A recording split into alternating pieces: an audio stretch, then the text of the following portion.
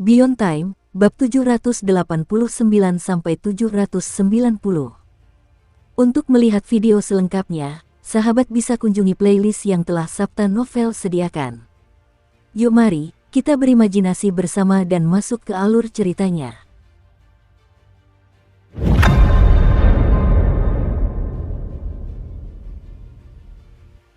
Pikiran pemilik toko itu kacau.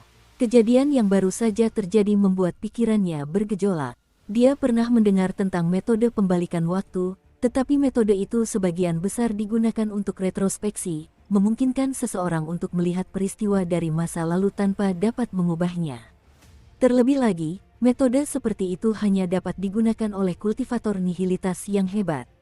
Namun sekarang, dia jelas telah menggunakan semua caranya untuk bunuh diri dan telah diracuni. Pembatasan pada tubuhnya telah meledak dan jiwanya telah terbakar. Secara logika, dia sudah mati dan seharusnya tidak ada jejak yang tersisa darinya. Namun, dengan mengangkat tangan Su Qing, semuanya berbalik. Waktunya berubah dan benar-benar mundur ke 7 napas yang lalu.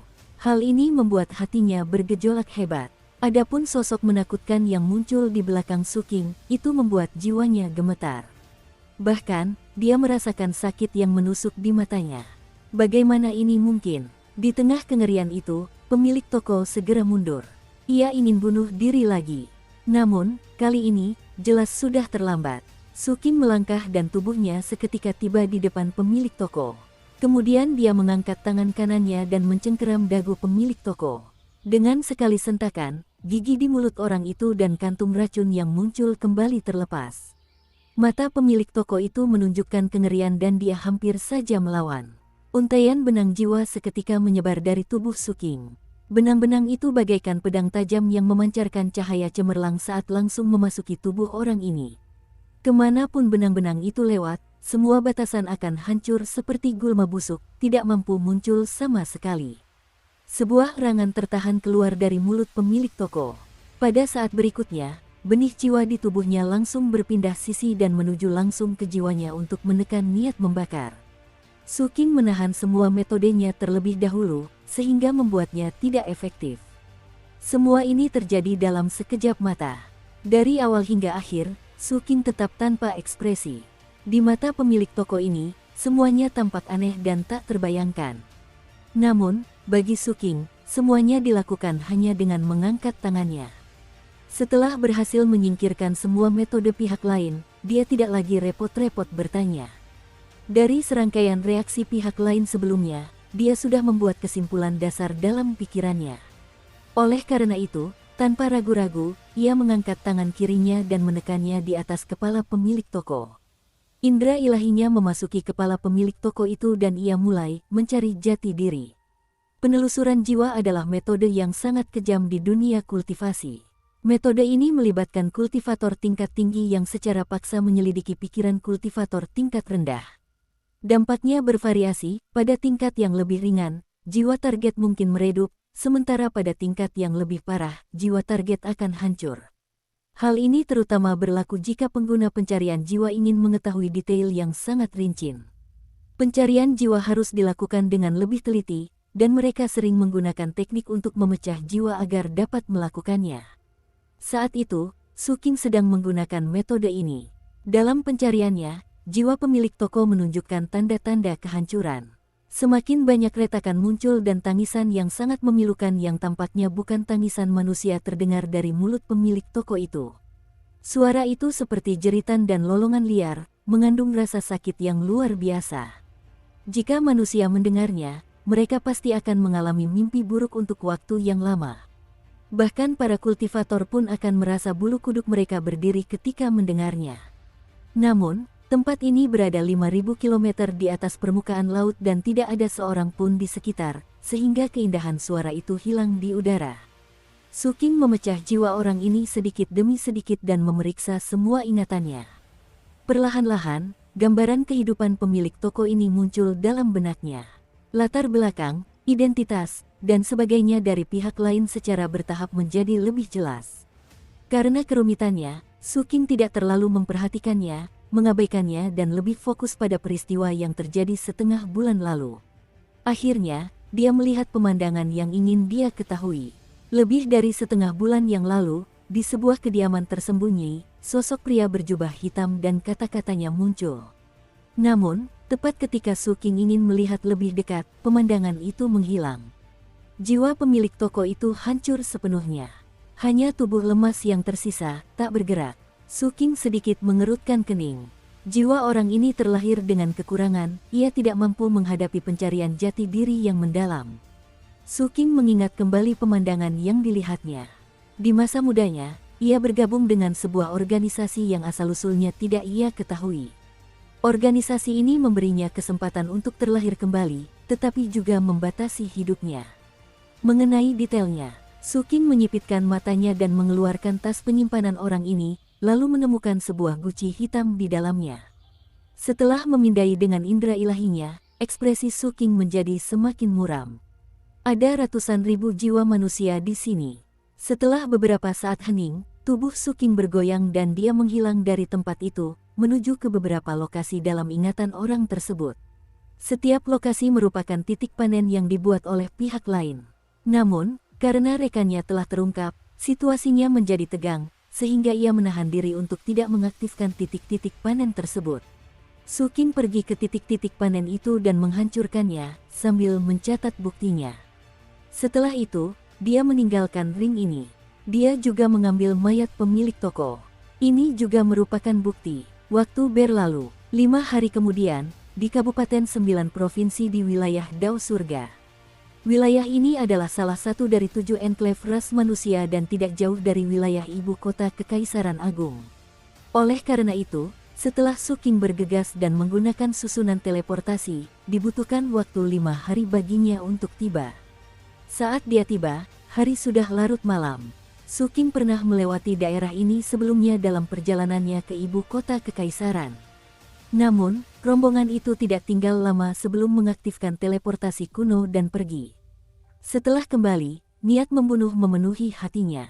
Begitu dia keluar dari susunan teleportasi, sosoknya langsung menghilang, melaju menuju tempat di mana persepsi benih jiwanya telah terkunci. Di antara 3 orang saat itu, 1 dibunuh oleh Gubernur Kabupaten Tianzhou, 1 dibunuh oleh Su Qing, dan yang terakhir ada di sini. Sulit bagi orang luar untuk menemukan tempat persembunyiannya. Namun, di mata Su Qing, jejaknya jelas karena target tersebut telah menyerap cabang dari benih jiwanya. Karena ia ingin membersihkan sekolah dan menemukan dalang di balik semua ini, ia tentu saja harus melenyapkan mereka sepenuhnya. Pada saat yang sama, ia juga perlu merenung lagi untuk memastikan identitas pria berjubah hitam yang telah dilihatnya. Benih jiwa pihak lain belum bergerak selama beberapa jam. Di malam hari, sosok Su Qing berteleportasi ke Kabupaten 9 Provinsi. 1 jam kemudian, dia muncul di pegunungan. Pegunungan ini gelap gulita, hanya suara burung dan binatang buas yang terdengar dari waktu ke waktu. Terdengar juga suara angin yang menerpa tumbuh-tumbuhan. Selain itu, suasana benar-benar sunyi. Tatapan Su Qing menyapu dan tubuhnya menjadi buram saat dia dengan cepat pergi. Pada saat berikutnya, ketika sosoknya terungkap, dia sudah berada di luar sebuah gua alami di kedalaman pegunungan ini.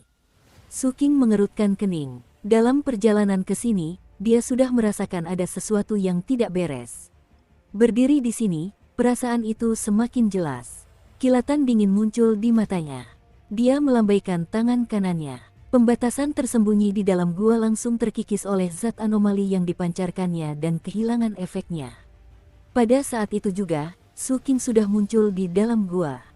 Di darat, terdapat formasi susunan yang beroperasi. Ada seseorang dalam formasi susunan tersebut. Orang ini adalah seorang pria parubaya dengan vitalitas yang kuat tetapi dia tidak bergerak.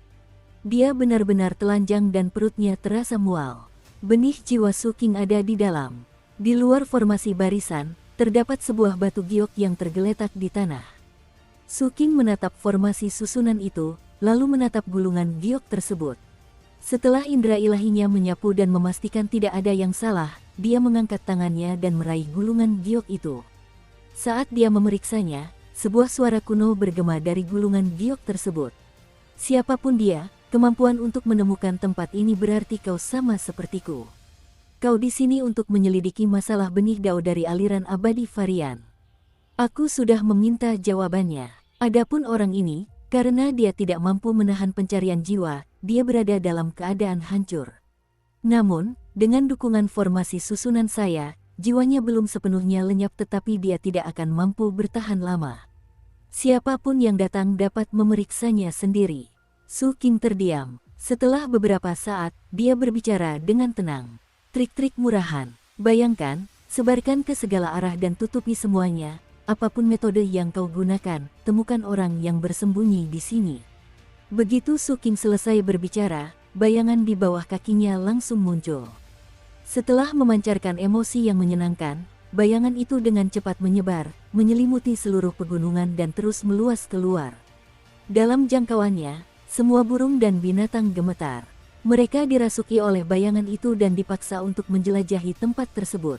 Su King menatap orang yang tergeletak di tanah. Dia tidak percaya dengan apa yang tertulis di gulungan giok itu. Dia percaya pada kemungkinan lain. Orang yang dia cari memiliki beberapa metode misterius yang dapat mengekstrak benih jiwanya dan menempatkannya pada orang lain, sehingga memungkinkan dia untuk melarikan diri. Metode ini mungkin tidak selalu menargetkan Su King. Lagi pula, pihak lain tidak memahami keberadaan Su King. Dalam hal ini, metode ini seharusnya ditujukan kepada para penyelidik kota kekaisaran.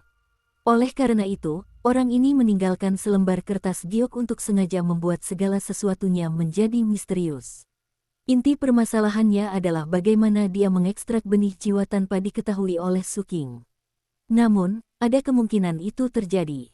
Artinya, dari awal hingga akhir, benih jiwa itu tidak pernah dicabut, tetapi ironisnya, tidak mencabutnya justru dapat menghasilkan efek seolah-olah benih itu dicabut. Klon. Su King menatap orang yang tak sadarkan diri di tanah, dan kilatan dingin muncul di matanya.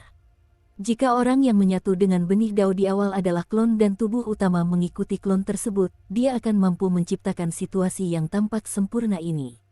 Kelemahan dalam hal ini juga merupakan alasan utama dugaan Su King. Alasannya adalah tidak mungkin ada orang yang menemukan tempat ini lebih cepat darinya. Oleh karena itu, menurut rencana orang tersebut, pada saat seseorang menemukan tempat ini, klonnya pasti sudah lama mati. Formasi susunan tersebut juga dapat menjelaskan semuanya. Bisa jadi, bahkan jika penyelidik menggunakan teknik pembalikan waktu untuk memeriksa, tidak akan ada kekurangan. Orang itu memang telah menggunakan pendeteksi jiwa pada klon tersebut dan formasi susunan itu memang dapat mencegah jiwa tersebut runtuh sepenuhnya. Klon itu memang telah hidup untuk beberapa waktu. Namun, penyelidik akan tiba terlambat. Su King terdiam. Dia mengerti bahwa jika dugaannya benar, kedatangannya yang begitu cepat adalah sesuatu yang di luar dugaan orang ini. Jejak-jejak di sini juga membuktikan bahwa tempat itu belum lama didirikan. Aku akan mengerti sebentar lagi. Benang-benang jiwa di tubuh Su King meledak dan dengan cepat terjalin di belakangnya, membentuk wujud dewa tingkat ketiga. Di tengah gemuruh, langit berubah warna dan angin bertiup. Sesosok makhluk menakutkan muncul di belakang Su King dan menyatu dengannya, menjadi satu. Seolah-olah seorang dewa telah turun, menyebabkan lingkungan sekitar menjadi kabur dan zat-zat aneh meletus. Dinding batu gua tidak mampu menahannya dan hancur berkeping-keping. Pada saat ini, lingkungan sekitar tampak berubah. Pegunungan berubah menjadi gundukan pemakaman, tumbuh-tumbuhan menjadi sisa-sisa kerangka, dan di tempat gua itu berada, muncul tengkorak raksasa. Adegan ini bersifat ilusi sekaligus nyata, sehingga sulit untuk melihat penampakan sebenarnya dari area ini. Sesosok figur berjalan keluar dari adegan yang buram ini. Rambut ungu panjangnya terseret di tanah, tampak sangat menyeramkan. Di luar struktur kerangka seperti kristalnya, terdapat daging dan darah yang terbentuk dari untaian darah tak terhitung jumlahnya yang menyebar ke segala arah. Terdapat juga sayap raksasa yang terbuat dari bulu dan daging berwarna ungu, dengan bulan ungu terbit di belakangnya. Semua ini disertai dengan peningkatan tingkat kehidupan yang mengerikan. Dia adalah Su King. Pada saat itu, dia berjalan di depan formasi dan meraih tanah. Orang yang tidak sadarkan diri itu langsung terlempar dan ditangkap di bagian atas kepalanya. Kali ini, bukan pencarian jati diri. Su King ingin menggunakan kekuatan levelnya untuk memeriksa jejak kehidupan orang yang tidak sadarkan diri dan melacak tubuh utamanya. Adapun untuk membuat bayangan itu menyebar terlebih dahulu, tujuannya adalah untuk mencegah pihak lain berteleportasi jika dia merasa terancam. Jejak kehidupan, aktifkan. Suara ilahi itu sungguh menakjubkan. Dukung terus channel YouTube Sabta Novel. Begitu suara itu terdengar, dunia di pegunungan ini menjadi gelap gulita. Dibandingkan dengan langit di sekitarnya, tempat ini seolah seketika berubah menjadi wilayah terlarang, tidak ramah bagi makhluk hidup, menyebabkan semua makhluk bersujud. Semua tumbuh-tumbuhan layu dan semua burung serta binatang bermutasi. Batas samar ini masih terus menyebar dan menyerkin ke segala arah. Kemanapun ia lewat, penampakan dunia berubah. Seolah-olah tabir ilusi telah terangkat, mengungkapkan hakikat sejati dunia. Dunia yang dilihat Suking dipenuhi oleh gundukan kuburan dan kerangka-kerangka yang telah membusuk selama bertahun-tahun. Saat itu, dia berdiri di dalam tengkorak raksasa yang memancarkan aura menakutkan. Rambut ungunya berkibar di belakangnya, sementara untaian darah menari-nari di sekitarnya. Sosok tak sadar yang dia tangkap mulai menggeliat. Gelombang gumaman dari kehampaan bergema di dunia, menyebabkan area di sini bergemuruh. Orang yang terluka parah dan tidak sadarkan diri itu juga terguncang oleh pemandangan ini dan membuka matanya dengan susah payah. Saat melihat Suking, matanya pertama-tama dipenuhi kebingungan, kemudian ketakutan, dan akhirnya kengerian yang luar biasa. Dia sepertinya ingin mengatakan sesuatu tetapi dia tidak bisa membuka mulutnya. Hanya ada jeritan mengerikan yang tak terlukiskan. Saat zat-zat anomali itu menyerangnya dan dia menyaksikan dewa itu, jeritan itu bergema di langit.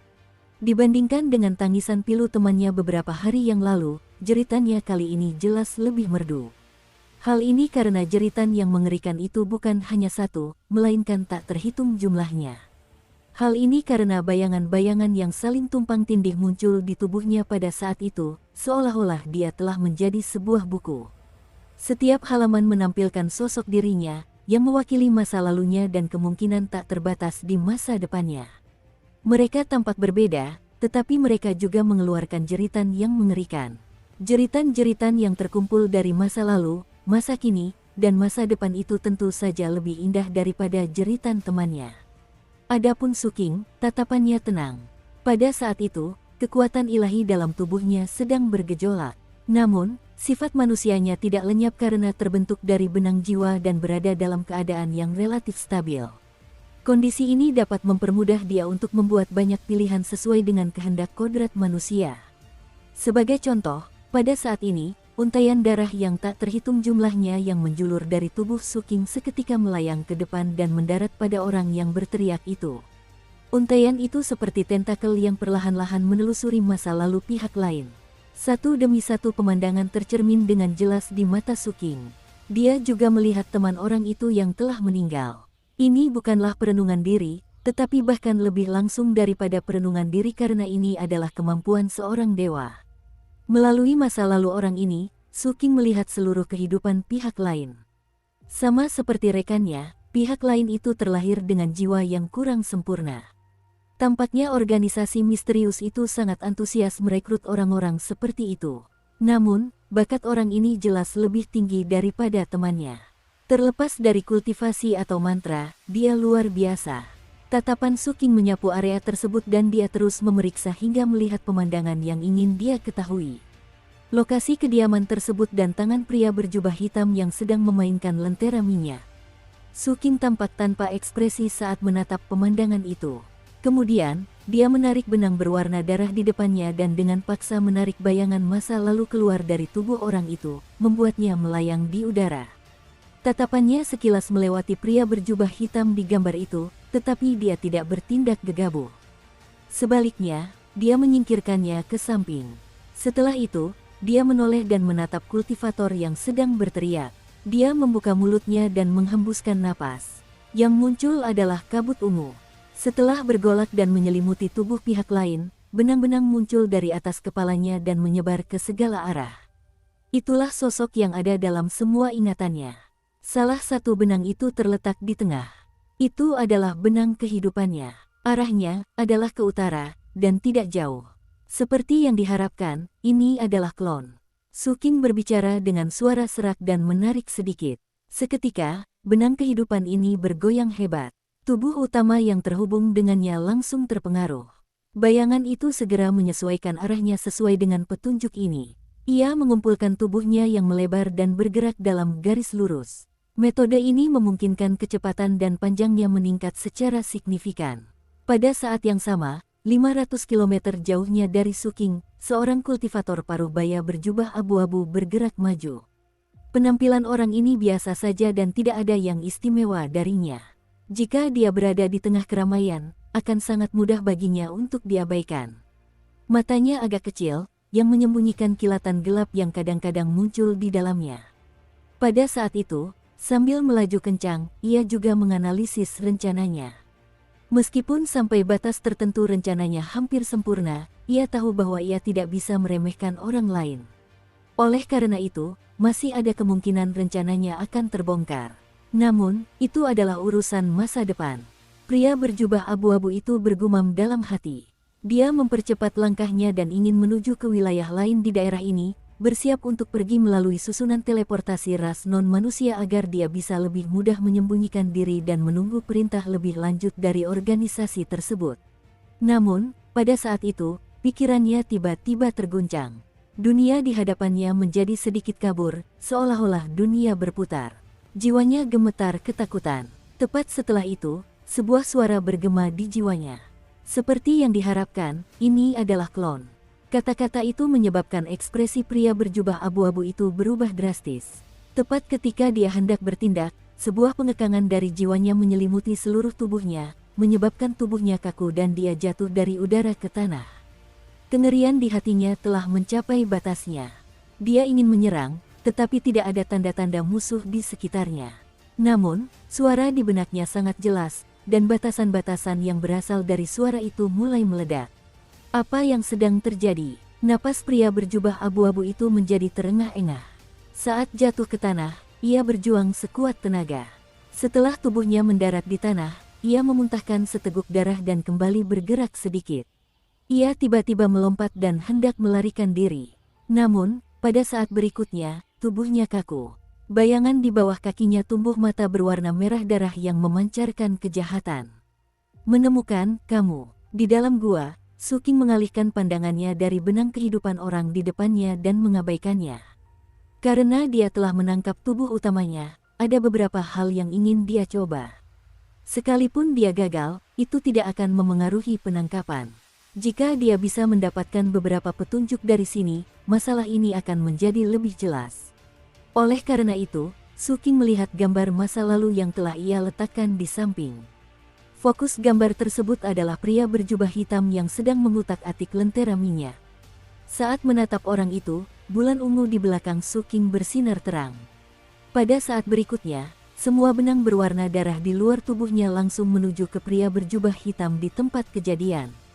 Benang-benang itu langsung menembus dan menyatu ke dalam tubuhnya. Menggunakan masa lalu untuk melihat masa depan. Kekuatan dewa itu tampaknya maha kuasa. Selama sesuatu ada dalam ingatan seseorang, hal itu dapat dipengaruhi oleh metode tidak langsung ini. Pada saat itu juga, pria berjubah hitam itu benar-benar gemetar. Keadaan ilusi yang semula dialaminya menunjukkan tanda-tanda berubah menjadi kenyataan.